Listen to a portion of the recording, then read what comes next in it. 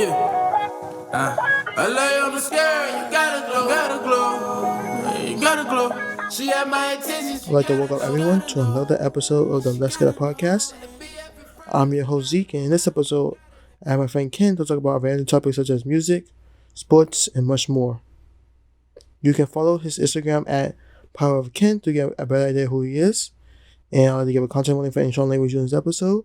And hope you have a nice day and enjoy the show. The first question I always ask is, what would your origin story be? Like what? If I was a Superman or just generally? Yeah, it could be general, it could be superhero. I mean, I think the origin story I have right now is pretty good. You know, just young guy in the Bronx, living as a first generation kid, trying to like navigate and survive and make the most that I can of my success in corporate and like seeking fulfillment in life. You know, like it's like traveling around and hopefully I could like give everyone a good perspective on how to view the world like holistically. So would that be like a TV show, movie, book? I think a TV show. TV show. Because no one's gonna read a book. I don't read, like, to be honest, but I think like a TV show on Netflix, that way you could binge it, and I think it would be worthwhile. Yeah. Nice. So from like your childhood to now, or yeah, the childhood could be like in one episode, like just a quick catch up, because like it's gonna be filled with fillers of like just me on.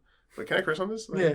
On some bullshit, like doing some like shenanigans. But I think the story is best told around the time of me navigating high school to just like surviving in Brew, because like you know how the school could it's troubling, like it's troublesome, like you know like the school acts like more of kind of like a chamber for which you can use it as a platform to kind of like grow yourself and like get into like different events, but it's not necessarily like the school itself provides you with those opportunities. Does that make sense? Like yeah. So like it's there, but you have to do it. Yeah, for real. Like you know, like I go to other schools, like I don't really rep them from Brook unless they ask. Yeah, it's more of like self branding. Like it's like oh yeah, my name's Kenneth, and you know I'm in an X, Y, and Z, and I'm here because I'm interested in this. You know what I mean? But it's never just because of like like I go to Baruch, like yeah, not to knock Baruch at all. Yeah. Like Baruch is definitely growing. I think if we could like better manage it, like starting with the elevators and just fix that, I think it gets the ball rolling. Some of the bare minimum elevators for real. Every class I'm late. It's not because I wake up late. That's a whole other issue. Yeah. So off camera we were talking about how we both changed our major like twice. Oh, for real. I mean, twice is lowballing it. I changed mine. Like I was telling earlier. I came into the school undecided, but on paper I was a marketing management major. Yeah. And it was until like I came across a few of my friends who were into finance and like Wall Street Club and all that I was like, okay. I mean, what do I know? I'm like a kid from the Bronx, so I'm like, okay, if I wanted to ensure that I graduate with a good paying job, like you know, and blend in with the white folks, to survive, I should get into finance. So switched to finance, realized that I'm not even good with numbers. And then somehow I was like, okay, I'm not good at numbers, but Amazon is growing and tech is something I'm just interested in. So I shifted gears to data analytics. That was going well. It was even better because I get to sell like myself to companies and be like, yeah, like data analytics is the future.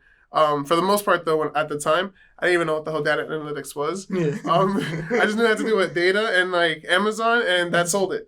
And being Hispanic too, you know, because of the minority, like they need to fill their quota.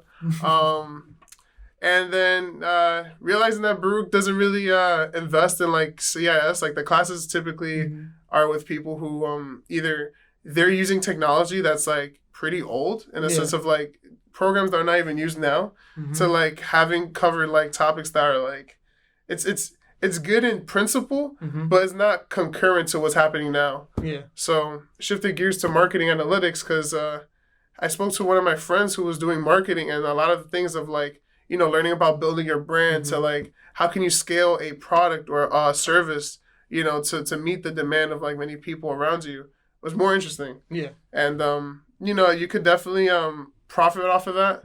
And mix it with a lot of different things, like, you know, like mathematics, you know, looking at the quantitative side of it to like the qualitative side.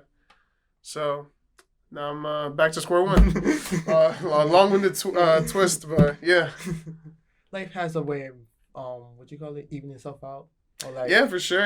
I think over time, I think even happens with you. Like in the beginning, like you may have wanted to do one thing because at the time it made sense. Yeah. But then because of the sort of like the strong values you find, you follow, it kind of like weaves itself like over time. Like, they're like, I like to think of it like the three strong pillars of your character. And then over time, like, you'll see yourself like changing and you kind of panic because you're like, oh, is this really what I want to do? Like, is this like, am I really Zeke? Like, because, like one day I want to do like coding games and programs and stuff. And then the next, now I'm like a people's person, like a people's hero. So I think, but as long as you have your strong three pillars, like your strong three values, I think you could retain your sanity through the madness and really prosper through it and make the most. Yeah, definitely came in accounting because when I was in high school, I was like, I'm good at math. Yeah. You were an accounting major? Yeah. Oh, shoot. I thought you were like CIS straight. No, I was accounting. What happened was when we were applying to colleges, I didn't know what I wanted to do. So I was like, half of them were engineering, half of them were accounting. Oh, so yeah. then when I got into Brook, I was like, okay, let me try accounting. Right? And Same thing with finance. No, for real. And then my mom was like, my mom kept giving me hints because she did accounting when she went to college. But she kept giving me hints that wasn't going to be for me because she kept asking me that way you want to do this. And then I was like, she's telling me not to, but she didn't want to say it herself because she didn't want to make it her decision. She wanted to make it my decision. I see.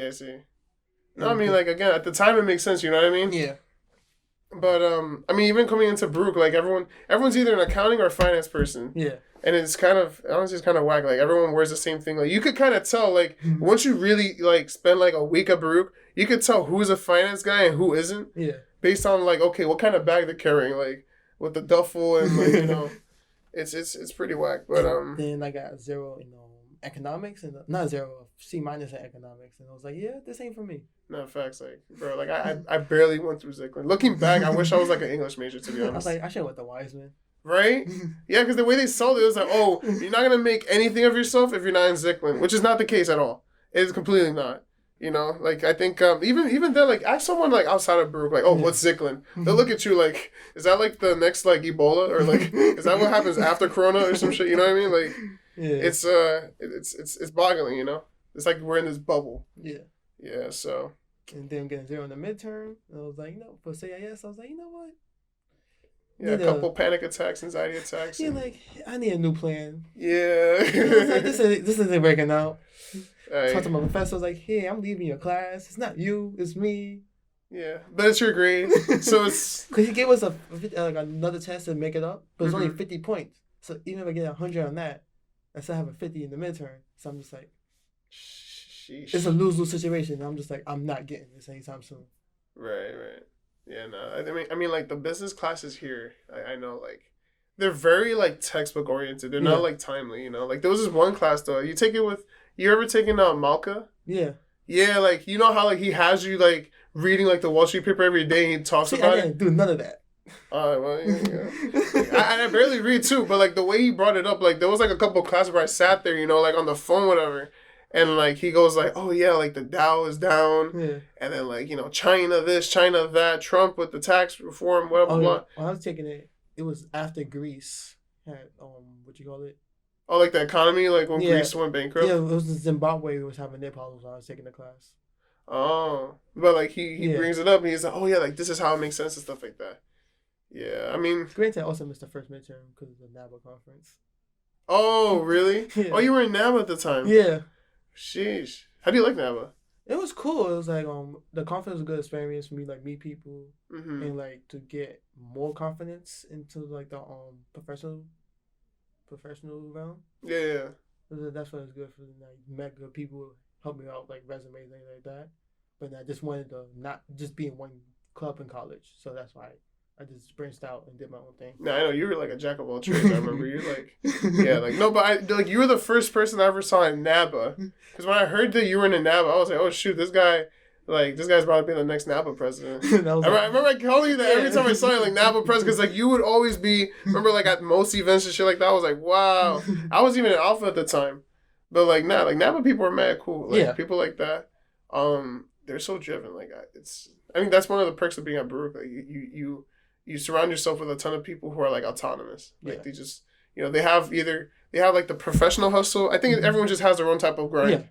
You know, I think that's what really makes the school distinct, and why I'm still here. I'm still here too. Yeah. So as a tutor. Right. It feels like my 5th year, but they were like, "How's class?" Class jokes. Jokes, right? Yeah, I keep forgetting I have class. To be honest, I treat classes like work. Like I have it right next to like my other job on the calendar. I even put school. I just put like deadline. Like Yeah, but after that, I was dressed out to the Latin American club, and FEMCO. And I was still CIS at the time. Have you like with all that, like have you ever thought about like going to travel? Like going to like another country or something. Oh yeah, definitely. I just need right now. It's more like this money is more like the main issue. Right. Nothing right now is set for me. Everything just like it can just change in a second, and like it change on a dime, and I just need to want to have something set. Right. What would be the first place you hit though if you were to like get out of the country? And just why it's like Tokyo, just for like anime. Oh, Japan. Yeah. Huh. That's what's up. Now Japan's really like popping, especially with like all the neon lights. Yeah. Yeah, like I've seen like Tokyo Drift. Yeah, like there's some specials on Netflix too, like where it's like held in Tokyo. Mm-hmm. It's pretty interesting. It's pretty like The only thing is that I'm mad tall, and then like the rides over there for shorter people, and it's like, oh nah. They look at you like tourist, huh? Yes. They're about to rob you of like what do they have over there? Like zen? Yeah. It's yen. I think it's yen. Key. Dragon Ball Z. What? I don't know. But now like you know what's crazy about Tokyo though? Like some of the things I get into on the side, right? Aside from like school, because like that's the thing. Like, I get in my head a lot, and one of the things I really find fascinating over there is like the Yakuza. Yeah. Bro, have you heard of that? Yeah, Yakuza. It's like the Japanese mafia. Yeah, and then the Chinese have the triads. The triads? Yeah. They got their own mafia type of thing? Yeah. What do the triads do? It's like samurai style? Like No, the samurai is Japan. Oh, is it? Yeah. Oh, You learn every day. Yeah. Nah, the triads. Yo, so like what was that about? Like, what did you know about it? Well, they were featured in like Rush Hour, like those movies, but like they're like the Chinese version of like their mafia. So they had the triads for there. They have like the Yakuza for Japan. Then you have the mafia over here. Yeah. Then you have the Russian mafia. Oh, word. Yeah. I mean, honestly, I've been thinking about making my own Dominican mafia, to be honest. Like, we did not condone any illegal activity on this podcast. Yeah, I'm a scholar, right? Like, yo, when you make this video, brand it like the scholar, the whatever. Like, just make it sound nice, because people are gonna like look at this like, oh shit. That's me. I'm like, we got him. Yeah, right. Like, I want to appear as like innocent as I can. Like, every time I go to a club, like that's the problem I get. They look at me like, oh, you're just a little kid.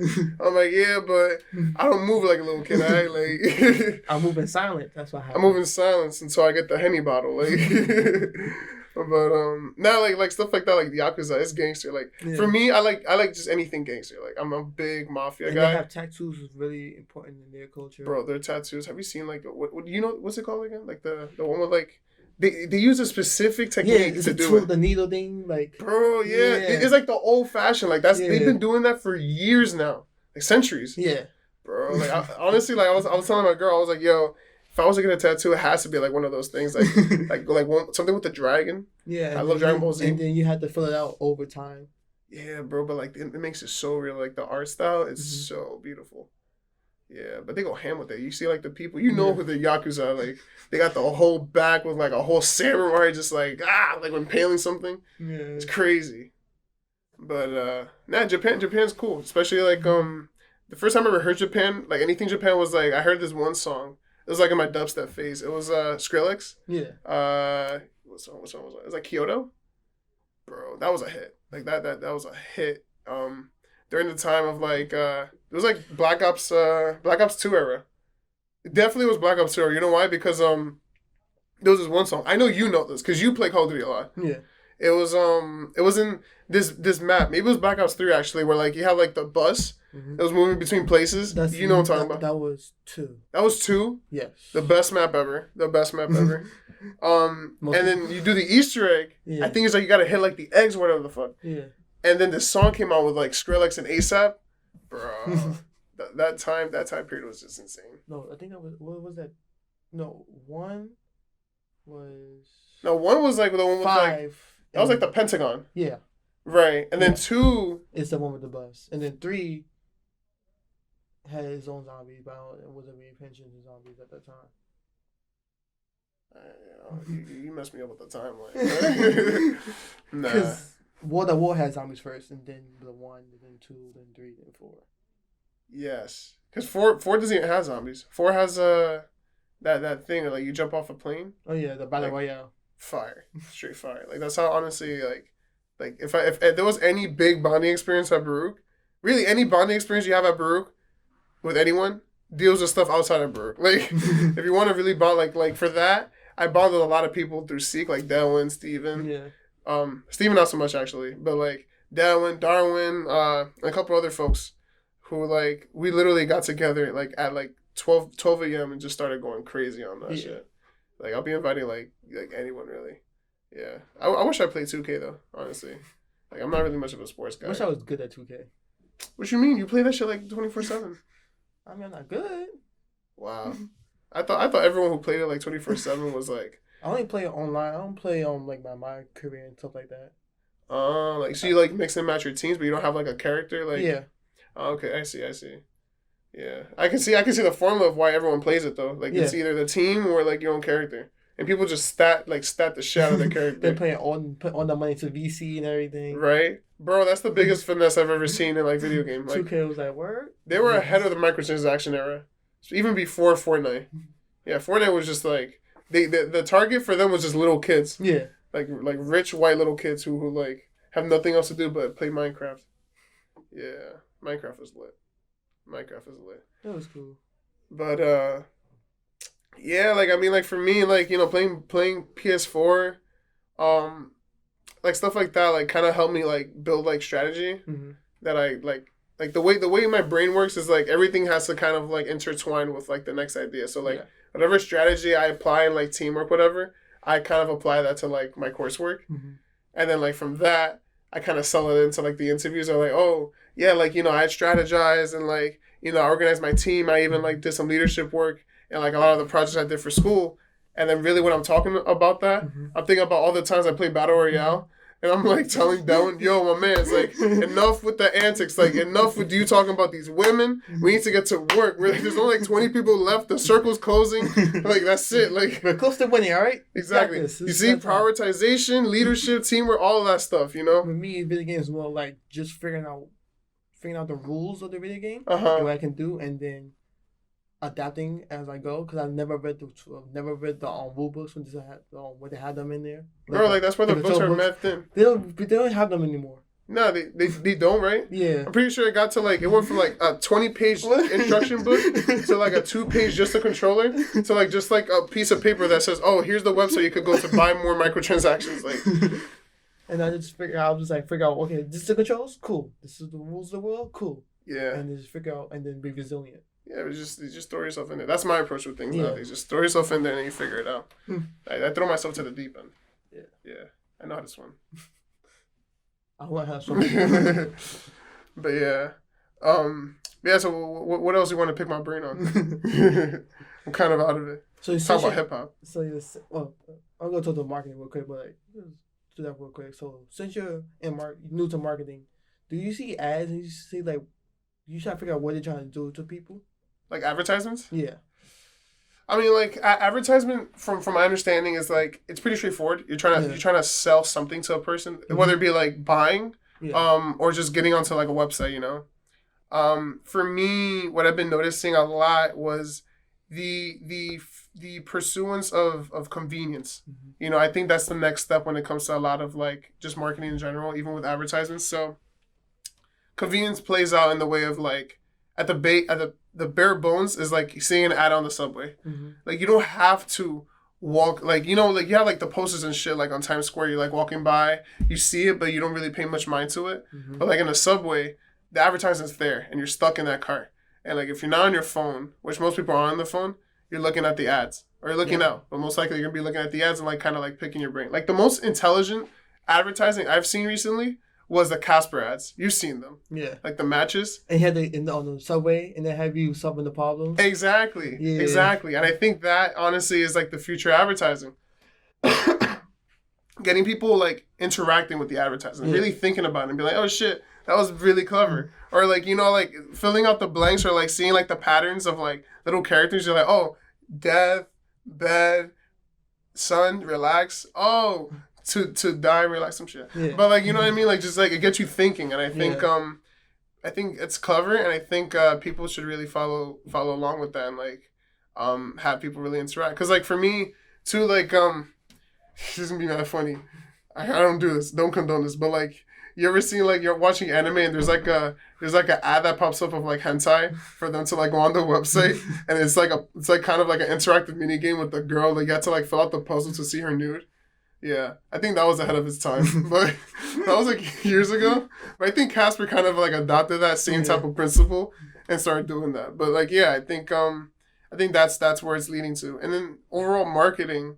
The idea of convenience. So like for me, you see this trend. I'm a big trends guy. Like I love like trying to identify patterns. That's a big word, identify.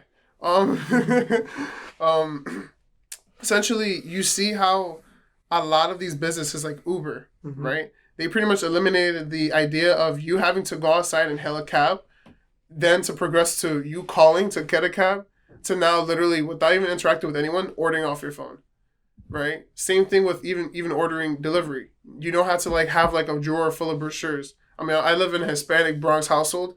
We literally, and to this day, I don't know why the hell we have this. We literally have a cabinet or like a drawer or whatever. You pull it out, it's like 2 lighters, McDonald's barbecue sauce cup, and then like a ton of like Chinese brochures that like they just leave at our door, and we keep it because like you know sometimes we want chinos. You know you refer to it, but like now it's like. We have the convenience of like Seamless, Grubhub, Uber Eats to like order off our phones. And then like, you know, the idea of like having to order before you have to like call the airlines to like make your ticket, get your ticket. Okay, the broker. It's not broker. It's like a travel agent, right? Travel agent. You don't need that shit anymore. You could do it off your phone with Skyscanner too. Now it's even easier instead of having to go to Travelocity and shit to go see all those ads. It's even easier to order stuff. So like, there's like this pattern of ease. Where like businesses are identifying that and like that kind of intertwines with this like marketing selling idea of the experience where like you're trying to make everything as seamless as possible for a consumer to get from one end to the other. And it's becoming like repetitive like in like you know in my marketing cases like marketing cases and studies where like teachers are kind of like running through these companies who are like saying, oh shit, you know, we've been doing this whole time, right? And we're used to it. It's not like we find it inconvenient. It's just they find a way to make it faster, simpler, and much more attractive. And those 3 pillars are like what's going to lead to the success of like a ton of other companies that are on the rise. Yeah. So that's what I follow in marketing and like advertising. Yeah, the idea of like interactive ads and convenience. So, I mean, I can't wait to learn more like as soon as like I start working. Yeah. But yeah, tech is dope. Yeah. What was I about to say? So like more marketing. I did a marketing like advertising competition before, and he was having trouble like figuring out ideas because we felt like everything's already done. Yeah, and that's honestly like it's kind of like the trap in business, you know. Yeah. Like that's what kind of separates the entrepreneur from like the businessman. I mean, yeah, they people think of him as synonymous, but the entrepreneur is the creative guy. The businessman is the transactional person, I think. There was like this thing I saw, like I think it was like Earn Your Leisure, where it was like right, it was like basically like a picture of like Bezos running through like different things that he's done to fail, not to fail, but like that he's failed in. So like he tried to come up with like, what was it? It was like selling mattresses at one point that failed. He had like a thing that was like it was like Amazon Ask. You can literally look it up. It was like a mix between how.com. Is it wikihow.com and Quora, where you could like ask different people things, and like they would like have like that as like a way to get ad money. That failed, but like just overall like you know many businesses fail, but I think that's just part of like you know the creative side of like just business. So I also wonder what would happen when we get like a maximum ease, like 100% comfort in society. Comfort? What do you mean? Like everything's automated. Oh, the automated age. Yeah, Like I the think. Jetsons. Yeah, I mean that's interesting though. That's really interesting. Or like Cowboy Bebop. Yeah. Yeah, like Cowboy Bebop. That was kind of dystopia. Yeah, it's fire though. I think Cowboy Bebop is like a much more realistic thing because it's like little things like you're still gonna have your food carts. Yeah. You're probably gonna see like more vending machines outside. Like right now, imagine seeing a vending machine outside now. We'll think the first thing we'll think is like, yo, anyone could break it. But the thing is that, with people buying cameras, like cameras are getting cheap. Yeah. Which is great because now people are able to buy it and use it as security. You have Nest, you have like Amazon's whatever the fuck they have. Is that Nest? No, Google's Nest. Nevertheless, cameras are getting cheap. Yeah. And I think people are gonna be much more confident in being in front of a camera. Like just like this, or like just like you going by like your aunt's house and seeing a camera by the doorbell. Like that's gonna be like this the thing of the future. But like more so with the autonomy thing, I think it's doable. A lot of business are investing in it. Like I'm sure like you heard like Google with like their I think it's like Wayfair or like something like that. They also have an assistant now. Google has an assistant that can make calls for you. Yeah, like it's speak to people. I'm just like. Yeah, like I was talking to Steven about that. There was this one time where like we were like pretty bopped, and like we were talking about how like my worry, to be honest, is that communication between people is gonna be dead. Like what we have right now is definitely gonna be a thing of the past. Because there's ways of us communicating even faster. Like the fact that like iMessage, right? Yeah. iMessage or WhatsApp. You could instantly text and respond. And you could directly indicate like you could literally, for me, like I talked to my girlfriend on WhatsApp, we could be talking about 3 different topics within the same time frame.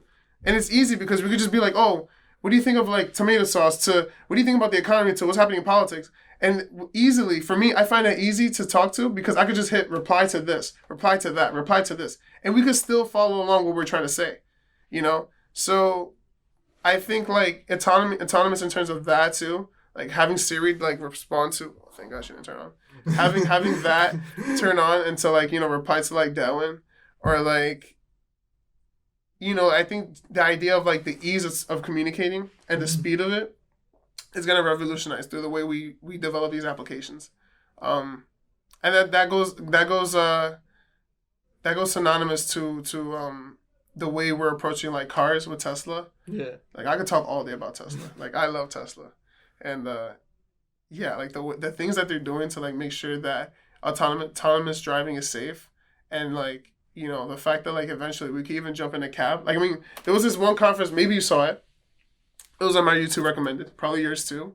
Especially if you're into tech, where he brought up the idea that Tesla is gonna push out as many Model 3s as possible to make the next type of Uber, where you just have to request it on the Tesla app, and that Model 3 will literally roll up to you with no driver, probably even no wheel, just like a couple seats empty for you to just go in, sit in, and take you to a place. It'll be cheap because you're not paying anyone. You're just paying Tesla.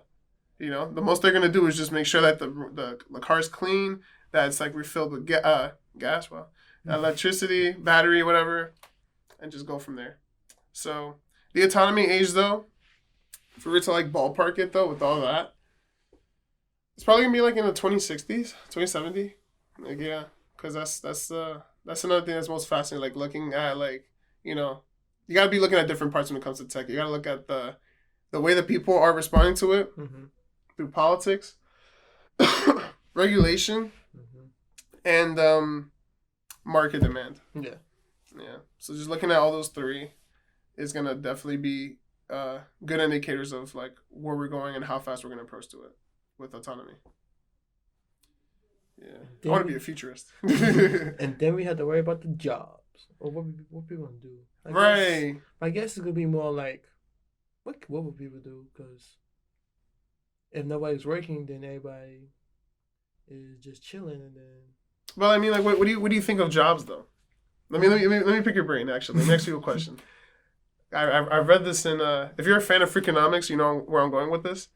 How many farmers you think? Like, give me a ratio of farmers to librarians in this country. Like, if for every librarian, right? Is there like, are there are there 2 librarians to farmers, or are there 2 farmers to librarians? 2 librarians to farmers. Right, you would think that, right? Because we're in the city. You find a ton of librarians, like, where the hell are you going to find a farm? I read in Freakonomics, maybe this is outdated, but, like, there are at least, for every 1 librarian, there are 3 farmers.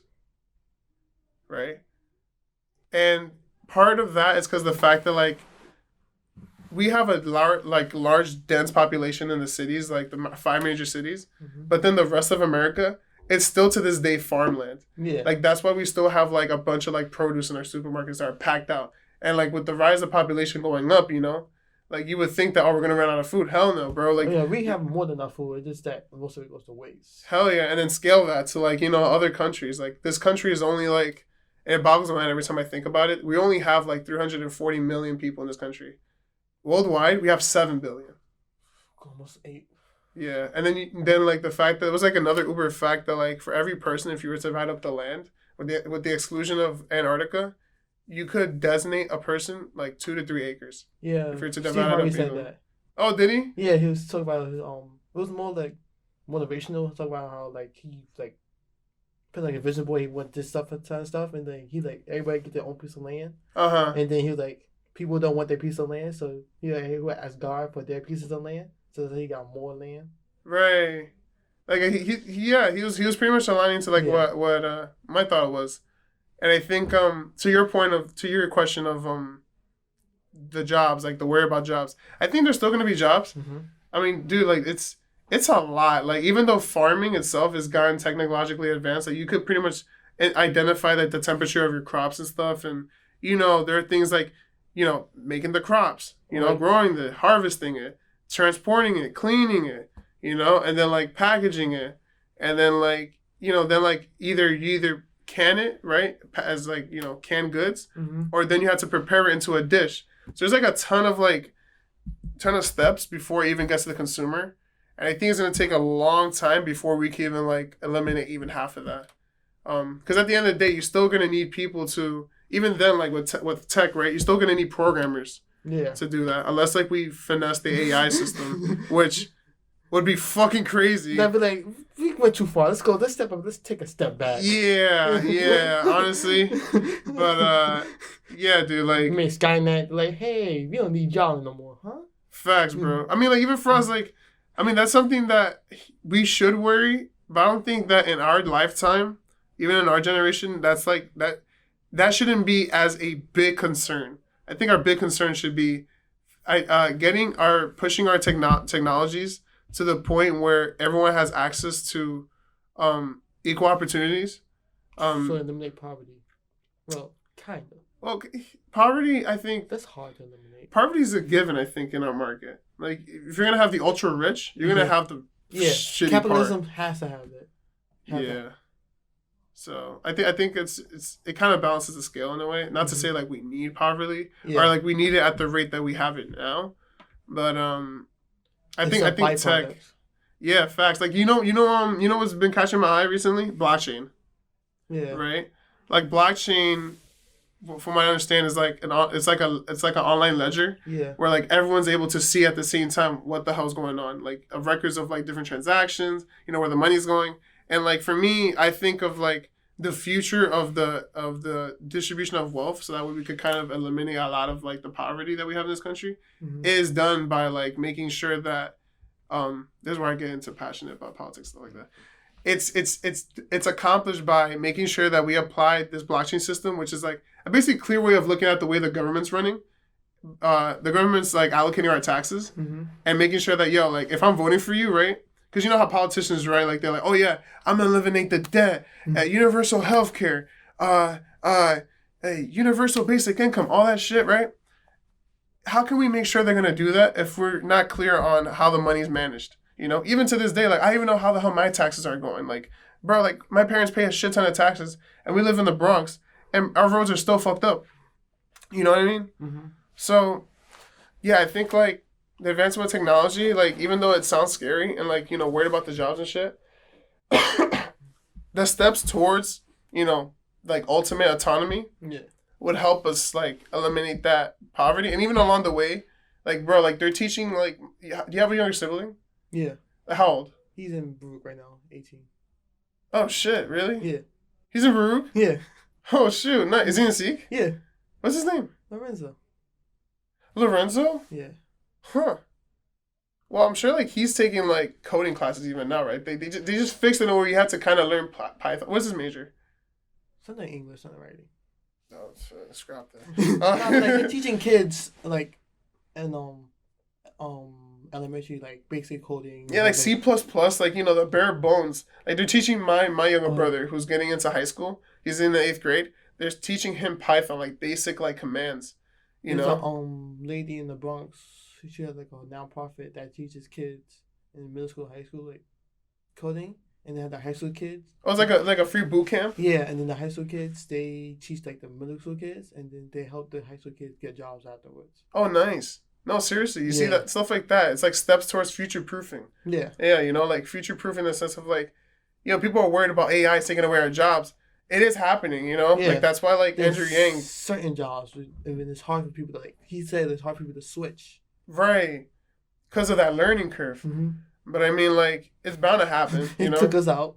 Shit, like, I think like eventually, like like us, like we'll get to a point where it's like, yeah, like you'll see it happening a lot, but we'll be okay with it because we'll have the skill sets that's needed to come up with a different way of making income. Yeah. We're both creative. Now you're in the marketing, so you always gonna need. We're both into marketing technically, so marketing's always gonna be there. Yeah, like dude, like this is marketing, like like it's creative and like you're building your brand, like it is. I think at the end of the day, any business is marketing. Yeah. Yeah, because you're gonna need a consumer, you're gonna need a supplier and a demander, someone who wants something. Yeah, you're gonna need to know how to market it, so we're good. Yeah, man. So, yeah. So I wouldn't freak out about AI as much. Yeah. That's the thing too. Like I like getting into spaces where like people are like so like ahead of like the curve because of stuff like they do or like the stuff they follow. Like, for me, like I'm very surface level as although like many people might find me as like, oh, like you're like this guy who's like really like geeky into this. I'm like, hell no. Like, to be honest, like, I joke about it, but, like, honestly, I like to look at things like a morning brew. Like, I like one sentence or two about a topic, and that's all I need. Yeah. Like, if I want to click the link, I'll click the link, but 10 times out of 10, I'm not clicking the link. Like, I just don't, you got to catch it. Like, I barely read, So, it's, like, stuff like through, like, this that I kind of learn. Yeah. Yeah. So what's been capturing your attention recently? What catching my attention is more of like just learning different things about the podcast, that in general, just like getting my skill sets up, and then in terms of the world, I guess you could say tech a little bit, just seeing like where everything's going. Like let me see. Definitely worry about automation. Not like I'm just trying to see what's gonna happen. Right. I always ask everybody, will it be like Terminator or will it be like Justin? So like, we went too far or we found that perfect balance. Right. Yeah. That's dope. The podcast space is growing too. Yeah. Yeah. Like I don't know if you know, but like Spotify, they invested like the numbers. I'm bad with numbers, but I think it was like over 200 mil into just podcasts. Yeah. Like there's like a ton of like new like Joe Budden podcasts. Yeah. Have you seen that? Yeah. Bro, that's just jokes. It's just complete jokes, and it's just like honestly just people talking. Like the way they do is clever though, because like they have a list of topics like they send out to each other, but then like they just talk it through. Yeah. Yeah, but now like I think I think like the podcast space is an exciting space, and like honestly it's very ballsy of you to even like have considered like doing something like this. It's just a new radio. Absolutely. Like now you have the option of actually looking at me while I'm talking my shit. You know what I mean? So. And also pay attention to music, because podcasting music is pretty much the same thing. Where you get like a deal, and you get signed to like a service. What do you mean? Because there's certain people who get signed to like Barstool Sports and like Apple. And then there's another guy named Adrian Foster. He has a podcast called Now What with Adrian Foster, and then he was on all platforms, but now he's just, exclusively on Luminar, another a Pacific platform they had to pay for. So like and then it's similar to music how people get deals, but then sometimes people sign their license like their IPs away. Similar to how people sign like their masters away in music. Oh, I hate that. Yeah. So then it's just like, and then it's also similar to how people just sign distribution deals with music, and you can sign distribution deals with the different platforms. What are your thoughts on like people selling their masters? That's a terrible idea. Why do you think that? I'm curious. I kind of want to play devil's advocate with this. Not because it's more like if the person has the buzz already, and like the only people only invest in what they see they can make money on. Right. So if somebody else sees they can make money, you can make money. And then the music, what you call it? The music industry had a history of just stealing music, like just stealing from artists. That's how Prince changed his name to a symbol, and the artist formerly known as Prince. And then I didn't finish my research. I was trying to find the research like this of like the music industry, because I wanted to see when like the first record deal came, and how it became like so predatory. Okay, but like, what if like for me, right? Like I think about like, what if I'm a rising artist, right? Mm-hmm. Let's say I'm like a upcoming Lil Wayne, right? Mm-hmm. Think of Lil Wayne like in the current times right now. I have like 1,000 followers, but my music is like, if you look at the analytics behind it, you'll see like it's been trending. Like I've been getting like 10 followers every day, steady growth, and a label comes up to me and says, "Yo, we want to sign you, we want to build your brand and all that. It's just you're gonna have to give your masters to us." Wouldn't you like if you're in his position, like wouldn't you consider it? Because it's like you're selling your masters, but like what if it's like a big label like say like a Rockefeller, you know? Like, wouldn't then you be like, yo, like I'm gonna do it because it's been seeming like I've been growing, and especially with a label like that, they'll be able to give me the production, they'll be able to put me in like those places that like will that like favor hip hop and maybe even might consider liking my music. Like, wouldn't you like say like that's a good option? Or with that is short term goal, like what if it's like a three-year contract? I don't think masters are like that. Like contracts are like that crazy, is it? Like I'm not too well versed, but I know like the issues, and then like with that, if they have control of the music, so if they don't want you to put it out, then they get to shelve you.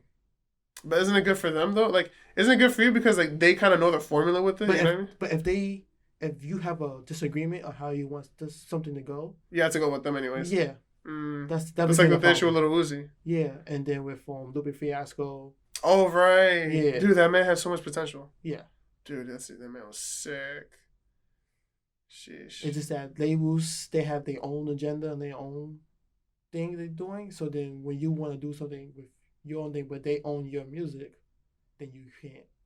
You think artists like are gonna be much more independent now? You think, or you're gonna sign deals with like Spotify? Because I know Drake signed a deal with it wasn't Drake, maybe, but I know Chance the Rapper signed a deal with Apple Music. Yeah.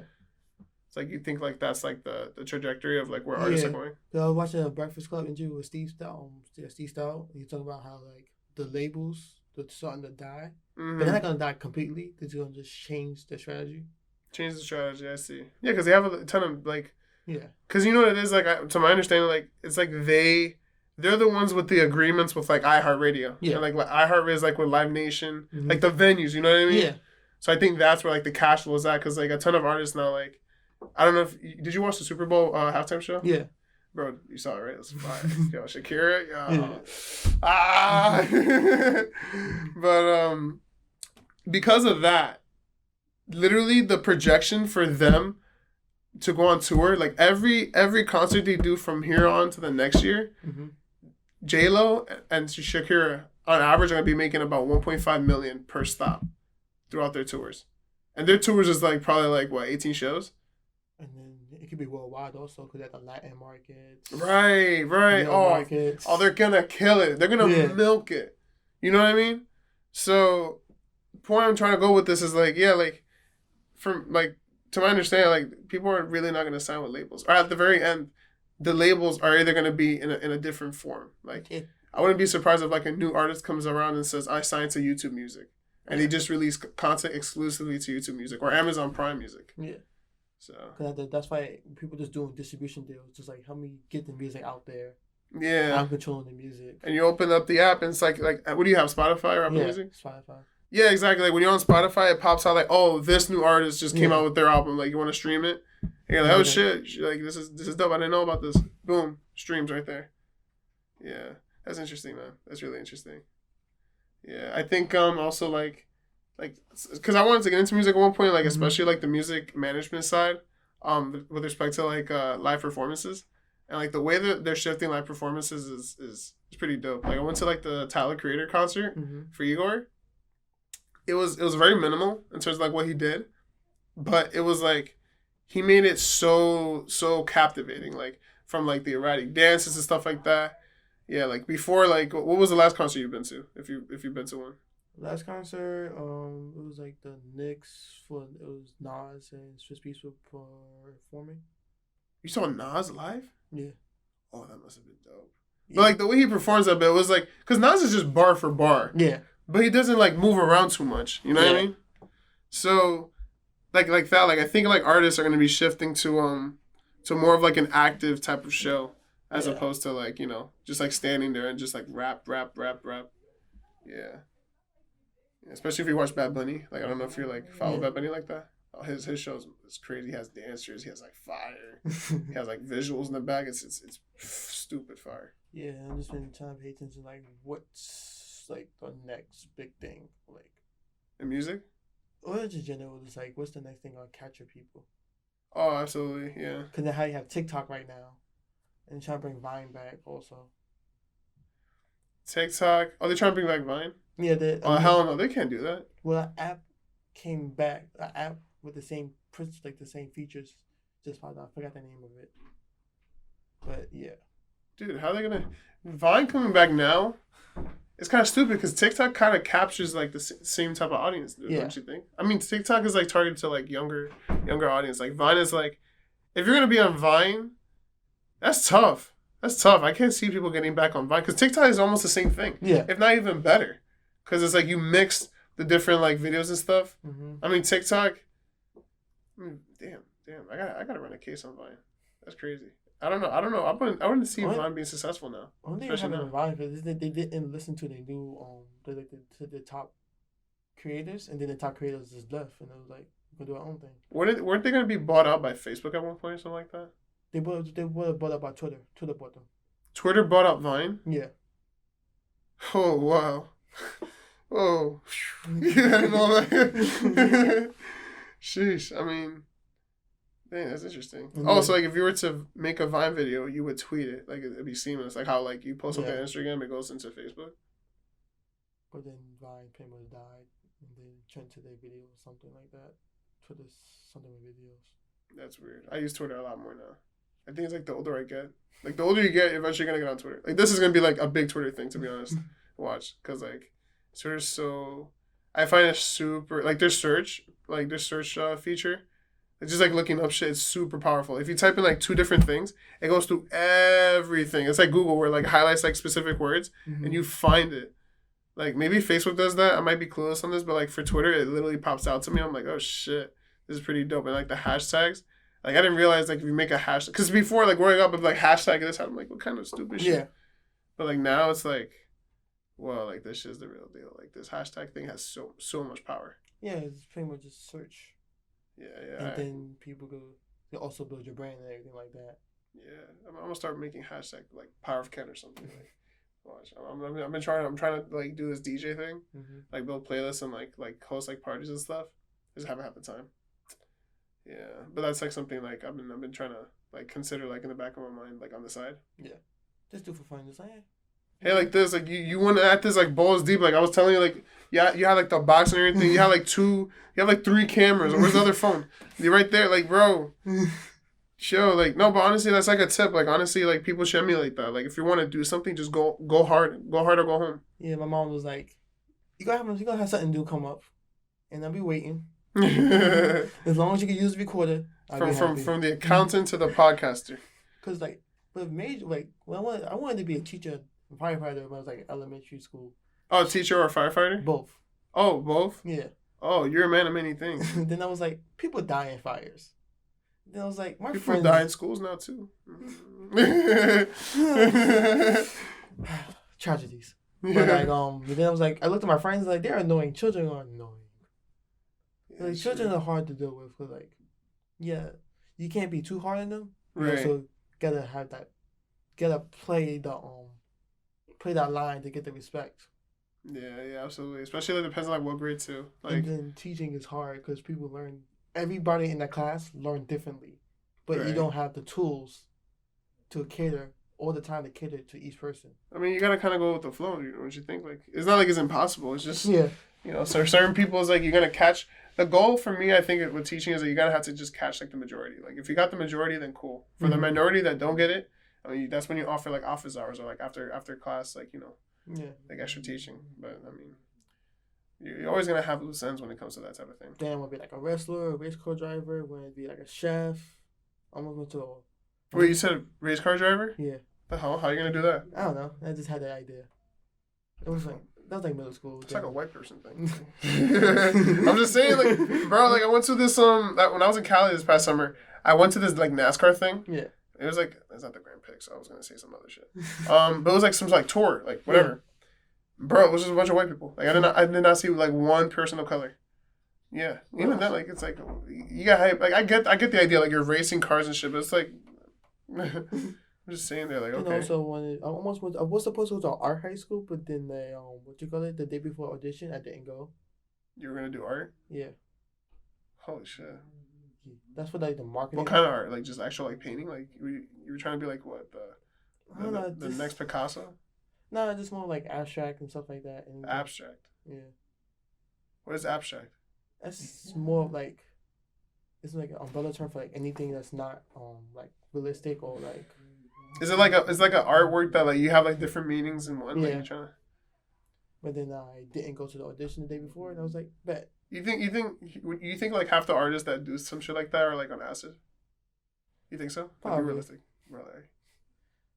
You think had you done acid before the auditions, you would have pulled through or? No. I probably would have. But then I was like, let me try my math skills. So then it's just been like a constant trying to figure out who I am. I see. Thanks. You were soul searching at a young age. Yeah. I mean, I am too, but to be honest, half the time I'm like, I don't know. I think I get myself like bopped out of my own mind. Like, also, because I don't want to work and like hate it for the rest of my life. Because like, working is a part of like huge part of your life. I mean, yeah, it is. Like it's like what, like Monday through Friday. It's 5 days out of like the week that like you're busy doing some shit that like it's gonna pay the bills, Also wanted to retire at age of 30, but I don't know that happening. The hell you think you're a Zuckerberg? Yeah, I was like 13 when I said that, so I had time. No, I'm not gonna lie. Like I thought honestly, like up until the age of 16, that $250,000 was like the most money you'll ever make. You know what I mean? Like I thought that was like a lot. Like, like I heard about millionaires, but I was like 250,000 like from a job. It's like wow, like that must be like a lot. Until you live in New York, which it is, right? It is like you know what I mean, but like it's not the most. Like there are jobs out there like. Bro, and that's what attracted me to finance. Like, I heard about these MDs making like $550,000 a year. Like, what? Bro, $550. My dad barely makes it by 40. Word, I'm just like, I can. But if you get like $3 million in the bank, you can live off the commission to the interest. I mean, yeah, that's $3 million in the bank, but it's like, dude, that's it. Like, come on. Like, for me, like, I'm not gonna lie. Like, if I have $3 million in the bank, I'm throwing that shit all on Tesla. Like, what day is it today? Tesla right now is at a high, like at 900. I would throw all my money in Tesla right now and buy options. All right, like that's like what my mentality is, because money got to keep growing, and like the interest, like yeah, that's cool and all, but I want to arbitrage. I want to make bread. yeah. But shit, I lost track of like the convo. Yeah, we went off since the first question. Yeah. We started talking about traveling, then we talked about anime, then we talked about cultures. Where do you see yourself in 10 years though? 10 years? What am I, 22? Are you? 32? No shit. 32? 8 years by before retirement. Yeah. Like I have to figure this out right 10 now. years from now, retire. Retire, of course. I said that was younger. Not because my math teacher, her friend, sold like a rare baseball card, and retired at age 38. Oh, really? Yeah. So I was like, bet. What was this? Because When- baseball cards now, like, That was probably before I was my middle school math teacher, but like probably before then. wow, this card must have been like some, like the fuck. Like baseball cards, like for me, like I'm not like I see the value when it comes to cards like that, like Yeah. like Yu-Gi-Oh. Remember when Yu-Gi-Oh was Oh the yeah, shit? it was Bro, lit. I used to, bro. That's why I learned about the stock market. But it wasn't like the stock So I market. was stock trying to market. sell cards, but mom was like, "Nah, she didn't want me to become a hustler." Bro, you go to Target, right? Right by the counter, like you just buy like those like the deluxe packs. Yeah. You just start flipping them shits like especially like she the was trying to do that. yeah. Remember the three there was this one like big pyramid nigga. Yeah. Exodia? Wait, is it Exodia. Yeah. Right? If you had all the pieces, that was an easy 200 cash. Yeah. Easy. And then if you had like the three legendary like the yellow dragon. Egyptian god cards. I think so. Yeah, those are that. You sell them for $50 a pop. Bro, I was caking in middle school, bro. Like I literally lived off my own income at a young age. It was only until like the market started dying. Like I was in it. Like I had like the thing, the Yugi. Bro, that shit was fire, bro. I used to be outside with my friends, just like trap card. I got you, nigga. Like, bro. Nah, like you used to make bread off of that. But yeah, like I can see like why the guy sold it for like a lot. I mean, I'm not sure who bought it, but yeah, whoever bought it must have been a dickhead. To be honest, like like I want this. He was probably like the guy with the $3 million in the bank, like you you mentioned earlier. But like 10 years, I don't know, cause I change every so often. Change a group of friends, change my interests. But definitely want to be comfortable. Comfortable? What do you mean by comfortable? Like when I was saying earlier, before traveling, I just like have like the home and everything set, and like at least have that set, and then family. I don't know yet. That just happens. Oh yeah. Oh yeah. By like you're 30, you should have like a kid by then, no? Isn't that like how the rules go? The social rules. The social rules, like 30, have a kid. That's weird. I've seen people with 50 have a kid, so. Imagine 10 years from now you have a kid. 10 years is not a lot. You think about it. 10 years ago you were like what? 12. 12. Yeah, bro. It was in middle school.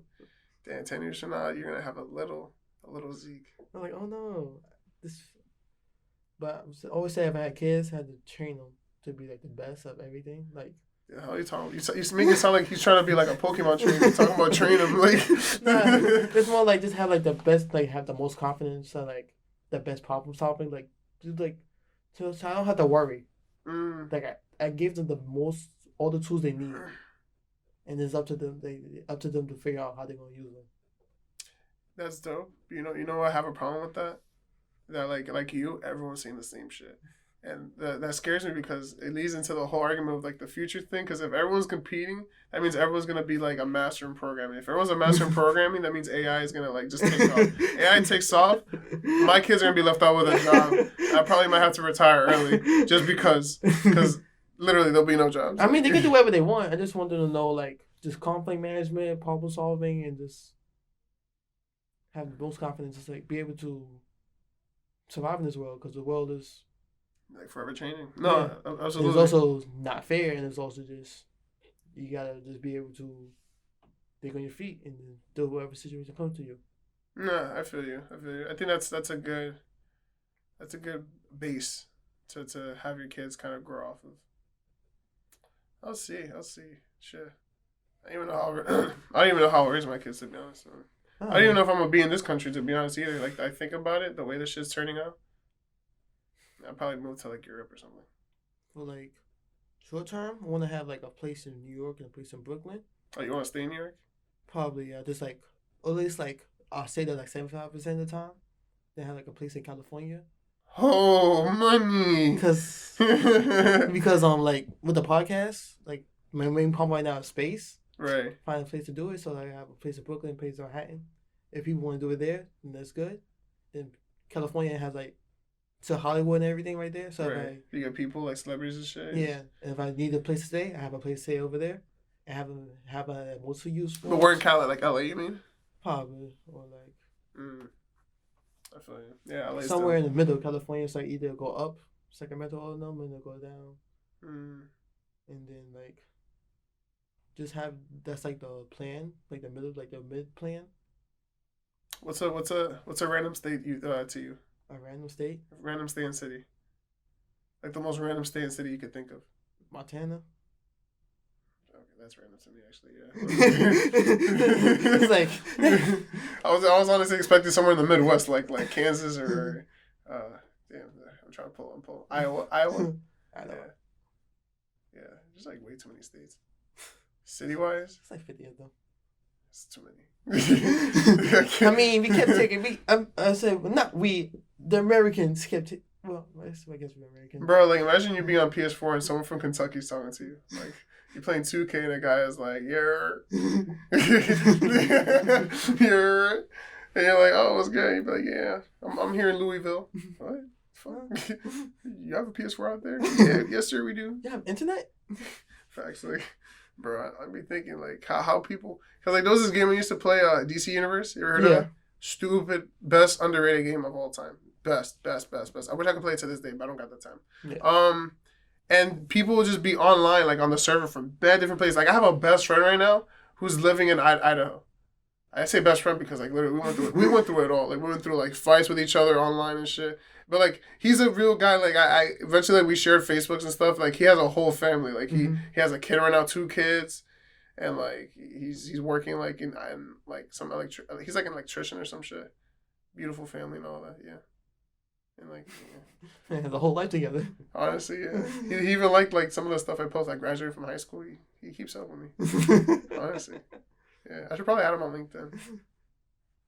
Probably might do that after this. Actually, yeah. I think about it. But yeah, bro, 50 states. Like I'm just thinking about it, like imagine like do people really think about like other people in other states? Like probably half the time. No, New York or consider it. You know what I mean? Like we think about Florida. Like what the fuck's happening in Florida right now? They're probably flooding. Flooding, like all the crazy shit. But California is probably on fire.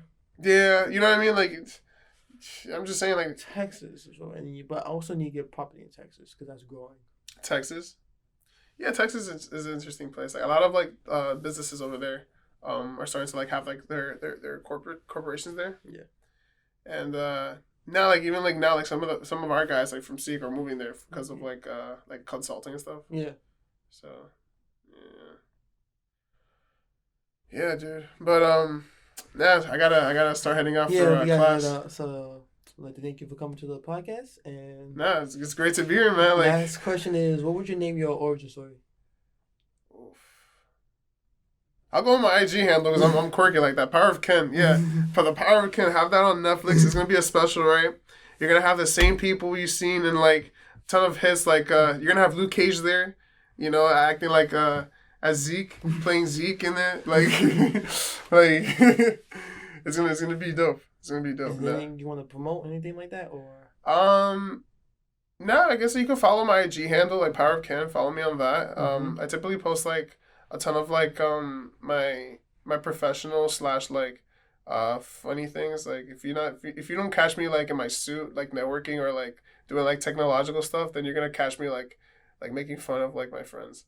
And like just sharing dope stuff. Like I'm really into like tech, fashion, and music, and art, but not like street art. No, street art is cool, but I'm starting to get into like the old like Picasso, Michelangelo, a lot of like famous European arts, and like trying to like really get my head around that. But nevertheless, follow me on IG, Power of Ken, and yeah, man, I hopefully in like your 100th episode special, like I'll be around and we can redo this. Yeah, wish you much success to this. You too, brother. Yeah, bro. Alright, peace. Let's get out of here. That brings another episode of the Let's Get Podcast to a close. Again, you can follow Ken at his Instagram, Power of Ken. And this is the last episode of season 1. You can get more information on what's coming next for the podcast in the closing episode, which will premiere on the same day of this episode. I hope you tune in here next day, and I hope to see you there.